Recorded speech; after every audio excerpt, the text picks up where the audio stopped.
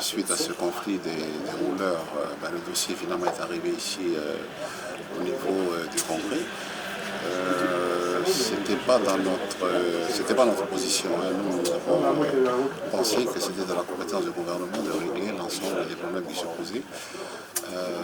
À partir de ce conflit-là, le gouvernement en a décidé autrement et finalement le commissaire a demandé cette session extraordinaire sur les questions, l'exportation de minerais vers la Chine, si ça ne contrecarrait pas, vous n'étiez pas en opposition avec le schéma minier, donc on a dit non, ce n'était pas en opposition.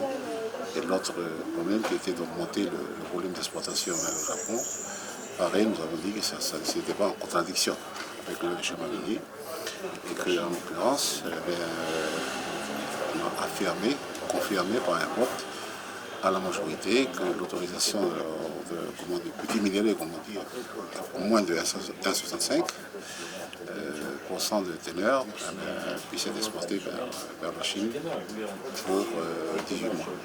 Et que concernant l'augmentation de l'exportation de minerais vers le Japon par rapport aux demandes, eh bien, nous avons aussi donné l'autorisation pour que cela se fasse, mais sans définir les critères, puisqu'on n'est pas arrivé dans un compromis sur les critères. Mais c'est vrai que nous aussi, nous avons pensé aussi au niveau du groupe que c'était de la compétence du gouvernement. Pour dire que si, par rapport à la question que vous avez posée, si c'était en contradiction avec le schéma minier, on a dit non, c'est pas en contradiction. Donc c'est les deux. Mais pour l'exportation vers la Chine, on a donné des critères, alors que pour augmenter le volume d'exportation vers le Japon, on a donné des critères. On a renvoyé devant le gouvernement, et c'est le gouvernement maintenant qui doit prendre tout ça en considération et ensuite traiter les dossiers qui se présentent.